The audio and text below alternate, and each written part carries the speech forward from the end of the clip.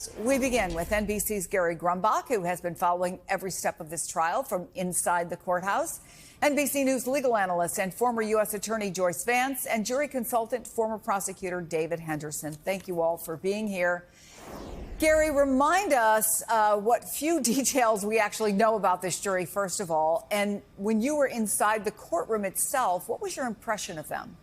So this is a jury of 12 New Yorkers, all from the island of Manhattan, and a real wide array of folks here. We've got all ages, diverse by race, diverse by age, not all native New Yorkers, one from Ireland, one from Spain. It includes 2 attorneys, a software engineer, as you see there, a teacher, an IT consultant, and 2 or 3 of them didn't graduate college, so a mix of education levels as well. But one thing that has stayed very consistent is that these jurors have very much been paying attention step by step throughout this entire trial. It almost felt like a tennis match at some points, according to reports, between Stormy Daniels and defense, or between prosecutors and Michael Cohen, back and forth, back and forth. And so these have very much been paying attention in terms of the jurors. There have been some points where some of the more mundane information that's coming from some of the more expert witnesses, where the jurors perhaps were pulling on their faces to try to stay awake or moving around in their chair. But these are jurors who have been at this now for 7 weeks, getting paid $40 to $50 a day by the New York State courts. So these are jurors who are very much in for this and in for this for the long haul, as long as jury deliberations last. So, Joyce, jurors are considering 34 counts, as I mentioned, 1 for each of the invoices, checks, and ledger entries. If the jury finds Trump guilty on 1, is it logical to assume that that applies to the rest, or not guilty on 1, it applies to the rest? Because most, although not all, of these checks were personally signed by Donald Trump. Right. So I don't think that they'll necessarily render the same verdict on every count. In fact, if there's any dissent among jurors about whether or not there is guilt here, one way they might resolve that is by going through each set of counts and evaluating them differently. As you point out, Trump didn't sign all of the checks. I think probably the safest bet for jurors is the checks where his signature actually appears. On some of the other items, invoices, or perhaps on ledger items, whether or not there's a conviction will depend on whether or not this jury believes it can rely on the testimony of Michael Cohen. So definitely no sure things here heading into jury deliberations. All right, David, you're the jury expert. How might jurors approach deliberations in the jury room? And I wonder if you think, and we've asked this of almost all the lawyers who have come on the program, will the 2 lawyers who are on the jury potentially play an outsized role? Well, Chris, the way jurors typically process deliberations is not the way we think based on watching TV. On watching TV, which I'm a huge fan of legal dramas, the closing argument is always where you convince the jury what to think. On a case like this one that's been going on for this long, the jurors are going to show up tomorrow with opinions about how they would vote if you ask them to vote at the beginning of the day tomorrow. And they'll probably be split. Very rarely does everyone think in the same direction. So during closing arguments, what you're actually doing is trying to arm the jurors who are on your side to go back there and fight for voting the way that you want them to. Do I think that those 2 lawyers are going to play an outsized role? Absolutely. I think the engineer and the IT person are going to be right up there with them, not because of their values, but because of the way they process information. And so what you want to do is focus on the evidence. The state's going to do that 2 ways. You're going to say you've got plenty of direct evidence, primarily through Michael Cohen, but you've also got a very strong circumstantial case. And y'all can use different modes of getting to the same place, but I'm going to walk you through why you should get there. And at the end of the day, lawyers know how to pull back the curtain, just like Dorothy at the Wizard of Oz, so you can't try emotional tricks to try to convince them.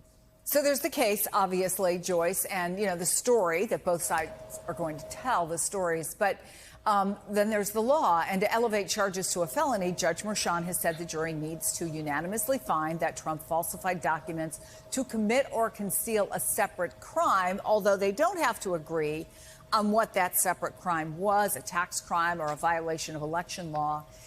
Does that further complicate this jury's job, or does it actually simplify it?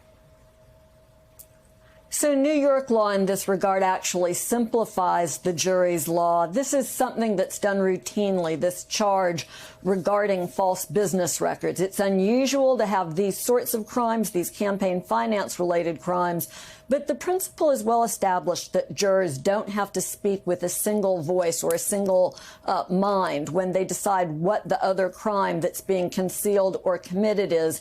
They simply have to believe that there is excess criminality involved in order to get to a felony guilty verdict.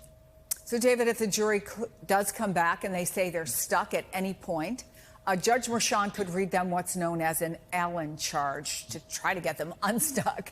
How does that work?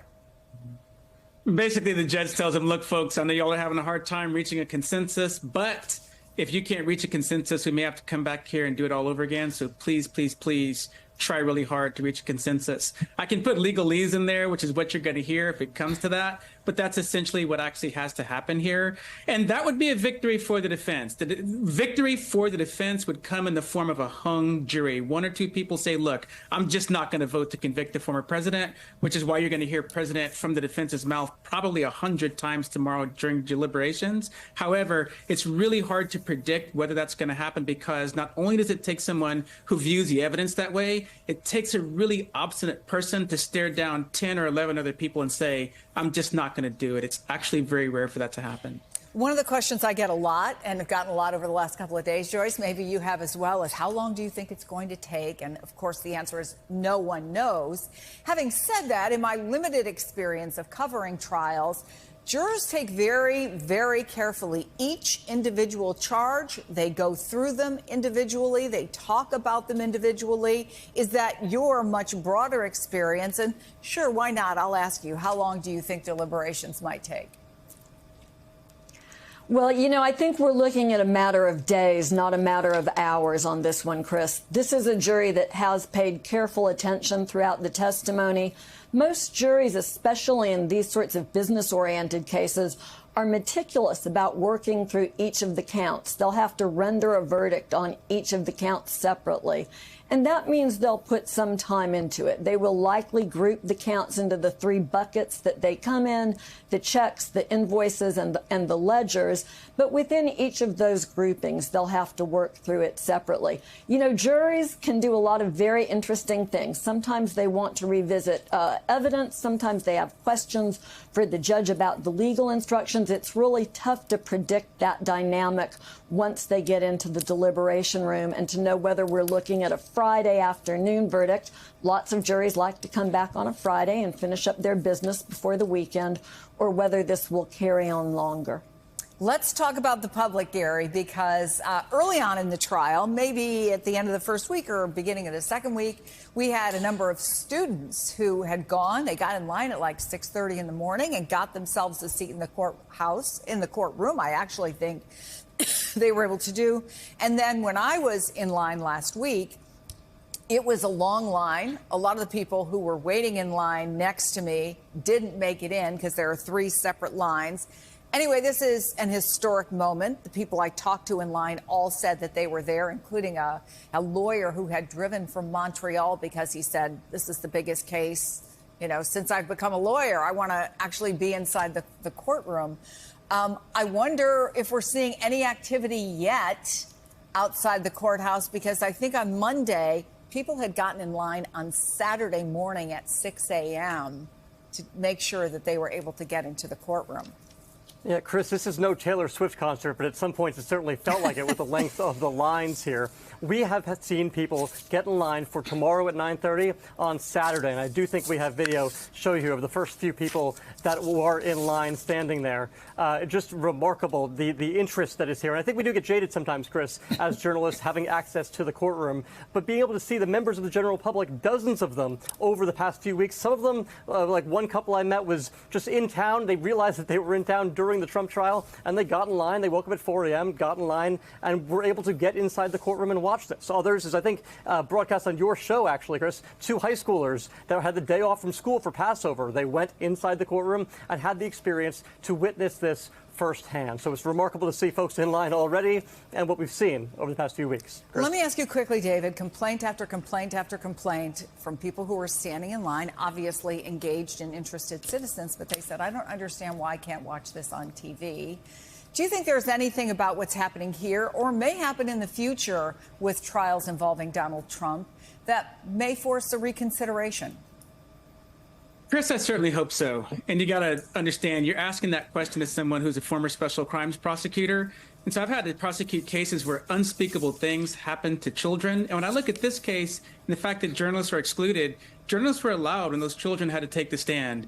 No one is more afraid than they are of having to testify against the person who hurt them, knowing that if I lost that trial, they go home with that person. And a lot of times these people are super scary and the jurors are scared of them too. And every day tomorrow, there's going to be a courtroom in a major city in America handling a case like that where the public is allowed to see what's happening. It's just very difficult for me to process why former President Trump gets a special exception to that rule. I do think these are important trials. The public deserves to know what's going on. And we should treat people the same way, whether they're on the staff or on the jury. I understand why judges want to keep the courtroom clear of journalists if they can, but the public has a right to see these proceedings.